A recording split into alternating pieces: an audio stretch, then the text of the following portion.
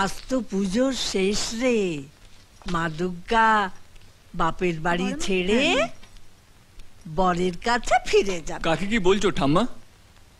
মেম সাহেব এইসব গল্প কিছু বুঝতে পারবে? নিশ্চয়ই বুঝবে, বুঝবে না আবার কি? এই শোন, জানিস মা দুর্গা ভোলানাথকে কত ভালোবাসে। এমন পাগল মেয়ে যে 3টে দিন ছাড়া বাপের বাড়ির কথা তার মনেই পড়ে না। প্রেম এমনি হয় রে পাগলি।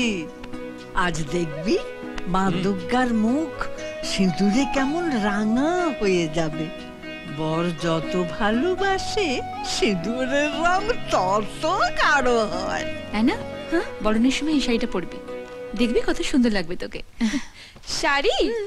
No way. আরে পর না, সীমা কত আনন্দ করে এনেছে। কে শাড়ি পরবে? ও না ঠাম্মা, কিছুতেই না। Excuse me. আরে বড় মিয়া, বলেছিলাম না এনা যেটা করতে চাইবে না সেটা যদি তুই বলার পর তোর কথা শুনে ও করে ফেলে, তাহলে বুঝবি প্রেম পুরো জমে কি। এই কাকিমা, শাড়িটা আমাকে দাও, আমি দিয়ে দেবো। পারবে না রাজ, ও এমন জেদি মেয়ে, আমাদের কথাই শোনে না, তোমার কথা। দেখাই যাক না। জানো সীমা, অ্যানাটা এমন জেদি হয়েছে, ওর মাথায় যেটা একবার ঢুকবে সেটাই করে ছাড়বে। অ্যানা প্লিজ, তুমিও আমায় শাড়ি পরতে বলো না। তুমি জানো সব শাড়ি টাড়ি আমার বিচ্ছিরি লাগে। জানি শাড়ি পরতে তোমার ভালো লাগে না, কিন্তু তুমি কি জানো শাড়ি পরলে তোমায় কত সুন্দর লাগবে? আমার জানার দরকার নেই।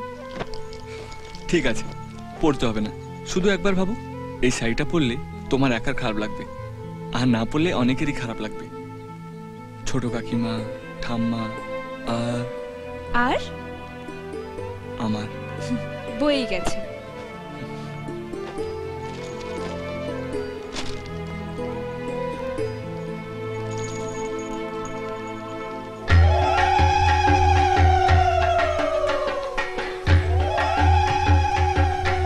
তোর কি মনে হয় রে, অ্যানা শাড়ি পরবে?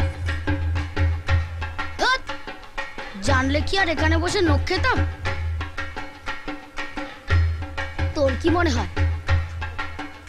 চাই না রে, তবে ও যদি শাড়ি না পরে আমি তুম করে পড়ে মরে যাব। হে মা দুর্গা, তুমি অ্যানাকে সুমতি দাও, ওকে শাড়ি পরিয়ে দাও ভগবান, ও যেন শাড়ি পরে। শাড়ি পরিয়ে দাও।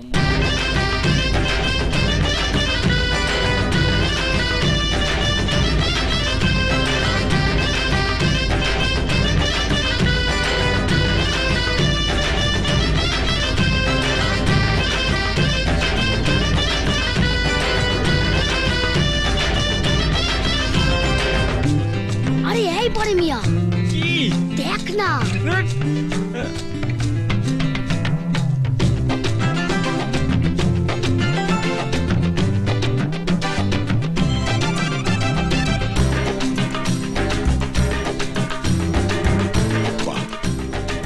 রাজের কথায় অ্যানা শাড়ি পরে ফেললো।